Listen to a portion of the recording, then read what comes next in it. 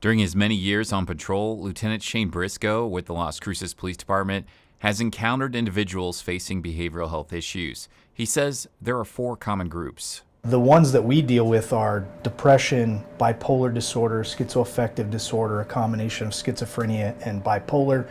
Those are the categories that we really deal with. Briscoe says LCPD is always evaluating if the best tactics have been used.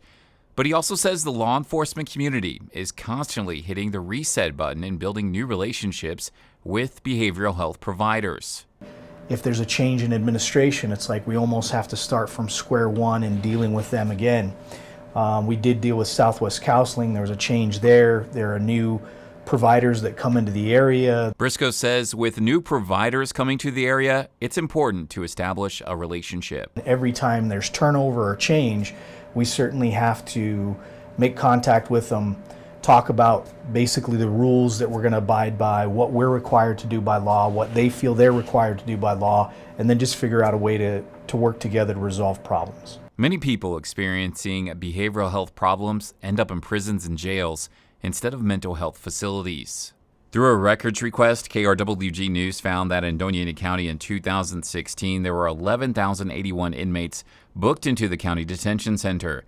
During that same time, there were 56,739 times inmates required behavioral health services and substance abuse services were required 10,417 times. Nationwide, prisons and jails are facing the burden of treating behavioral health. According to a 2006 study by the Department of Justice, 64% of local jail inmates, 56% of state prisoners, and 45% of inmates in federal prisons have symptoms of serious mental illness. Deputy Jamar Cotton with the Doña County Sheriff's Office says he sees people who may be struggling with behavioral health issues regularly.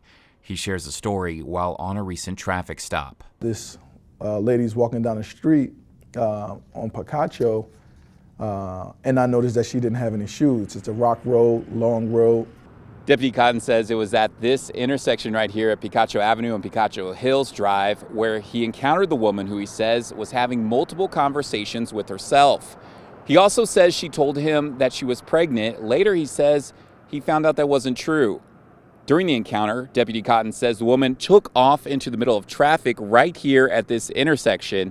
He says he had to pursue and bring her back to his patrol car, where he says later she informed him she was taking medication for her behavioral health issues. I had asked her, if she had any medical issues that I needed to know about. And then she told me that she took, medication for depression and anxiety and stuff like that. Cotton started to begin his investigation into the woman's situation, and he says he found out she was a missing person. She had been reported missing 6 o'clock that morning. Cotton says he was able to eventually contact the 21-year-old woman's mother, who explained to him her daughter's behavioral health issues. He says being compassionate is key to any situation. Because they're already going to be riled up in some situations, so you don't want to escalate it. You want to de-escalate and you want to bring them down. Cotton says he's constantly working against the perception of law enforcement with guns and a badge to let people know he's there to help. You have to offer that. You have to present that presence to be calm, to be relaxed, because they already have a lot going on for themselves as far as what they're dealing with. So it's important that as a law enforcement officer that I have the patience to deal with someone who's going through that. One thing LCPD Lieutenant Shane Briscoe says could greatly help the community is having an operational crisis triage center. The county center has been sitting empty for years. It was built but has never been used. Briscoe says he was involved with talks about the need for the triage center years ago. There's been a lot of talk in the past years about the crisis triage center and it being available to law enforcement as a means to almost circumvent the need for response to our 2 emergency rooms.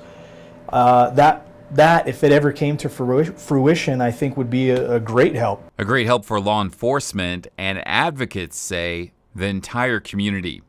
For KRWG, I'm Anthony Moreno.